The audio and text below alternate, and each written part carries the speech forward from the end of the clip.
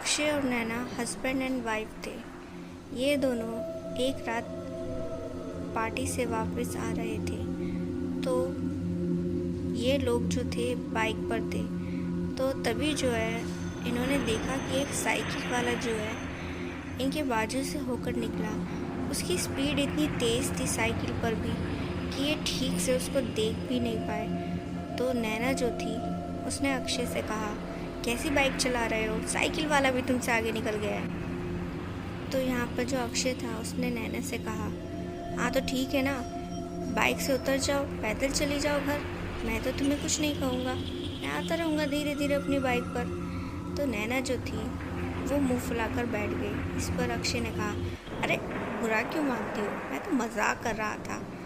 और फिर यूं ही बातें करते हुए जैसे वो आगे पहुँचे तो उन्होंने देखा कि सड़क के बीचों बीच जो था एक साइकिल सवार जो था जख्मी हालत में पड़ा था और उसकी साइकिल उससे थोड़ी दूरी पर पड़ी थी। ये दोनों जो थे बाइक को साइड लगाकर उस जख्मी इंसान के पास पहुँचे तो देखा कि वो बहुत बुरी तरीके से जख्मी था। उस जख्मी इंसान ने इन लोगों को देखा तो कहा, मेरा परिवार वहाँ उस पास के जंगल में रहता है, वो भूख से तड़प रहा है, क्या तुम उसे ये पोटली देकर आ सकते हो। इस पर जो अक्षय था उसे कुछ समझ नहीं आया। उसे लगा कि उसे वहाँ रहकर उस आदमी की मदद करनी चाहिए। तो वो जैसे ही फ़ोन करने लगा तो उस आदमी ने एकदम से ही उसे रोक दिया और कहा, मेरे पास अब ज़्यादा वक्त नहीं है, लेकिन तुम मेरे बच्चों को भूख से मरने से बचा सकते हो। देखो ये पोटली उन तक पहुंचा दो, इसमें उनके लिए खाना है। इतना कहकर अचानक से उस आदमी ने दम तोड़ दिया। ये दोनों हस्बैंड वाइफ यहाँ परेशान होने लगे कि अब क्या किया जाए। अक्षय यहाँ पर बड़ा ही सोच में पड़ गया कि हमने कोई ऐसी बड़ी गाड़ी आते ना जाते देखी जिसके साथ इस साइकिल वाले की एक्सीडेंट हुआ हो, तो आखिर इसकी इतनी बुरी हालत किसने की। उन्हें कुछ समझ नहीं आ रहा था। नैना ने कहा, ठीक है, जैसा कि इसने कहा है हम ये पोटली लेकर इसके परिवार को दे देते हैं।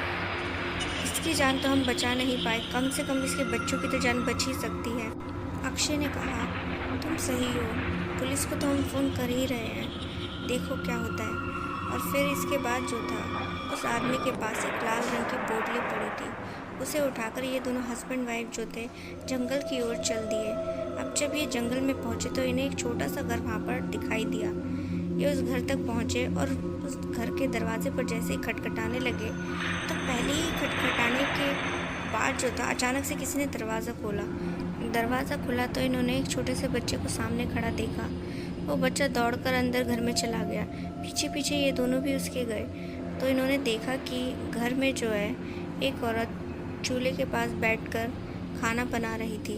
उन्हें हैरानी हुई क्योंकि जो रास्ते में उन्हें आदमी मिला था उसने तो कहा था कि घर पर उसके बच्चे भूखे बैठे हैं। तो फिर आखिर वो जो औरत थी, जो हो सकता है उस आदमी की पत्नी रही हो, वो आखिर घर में बना क्या रही थी। इस बात को ज़्यादा ना सोचते हुए तो अक्षय ने उस औरत से कहा, हमें माफ़ कीजिए, हम इस वक्त आपके घर पर आए हैं। दरअसल में आपके पति ने हमें भेजा है आप लोगों के लिए खाना लेकर।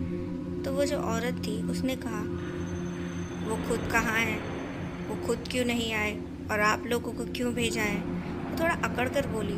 तो इस पर अक्षय ने धीरे से कहा कि वो उनका एक्सीडेंट हो गया है और हमें माफ़ कीजिए, हम आपको ये दुखद खबर दे रहे हैं, वो अब नहीं रहे हैं। तो वो जो औरत थी वो कुछ नहीं बोली, एकदम चुपचाप रही। इन दोनों को ये बात खटक गई कि भला अपने पति के मरने की बात को कोई भी औरत इतनी आसानी से कैसे निकल सकती है। उन्हें ये चीज़ बहुत अजीब लगी। तभी वो जो औरत थी उसने आकर उनसे वो पोटली ले ली और जैसे ही उस पोटली को खोला तो उन लोगों ने देखा कि उसके अंदर किसी का सर था, इंसानी सर। तो ये देखकर जो था वो दोनों एकदम से घबरा गए। उस औरत ने उन दोनों से कहा, आइए आप भी हमारे साथ खाना खाइए, चलिए, ये जो भी है बहुत ही स्वादिष्ट लगता है। तो ये दोनों घबरा गए और बोलने लगे, नहीं नहीं, हम यहाँ से जा रहे हैं। तो वो औरत ने जो था वो सिर जो था अपने बच्चे को खाने के लिए दे दिया और उसका बच्चा भी किसी दानव राक्षस की तरह उस इंसानी सर को खाने लगा।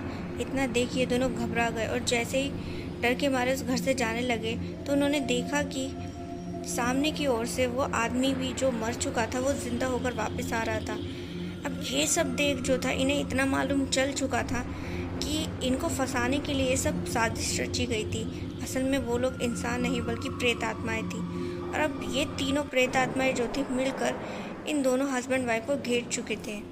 दोनों बहुत बुरी तरीके से डर चुके थे। इन्हें समझ नहीं आ रहा था कि आगे क्या किया जाए, किस तरीके से अपनी जान बचाई जाए।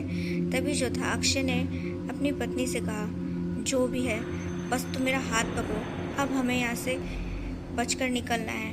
हम इस वक्त यहाँ नहीं मर सकते, वो भी इन बुरी आत्माओं के हाथों तो बिल्कुल भी नहीं।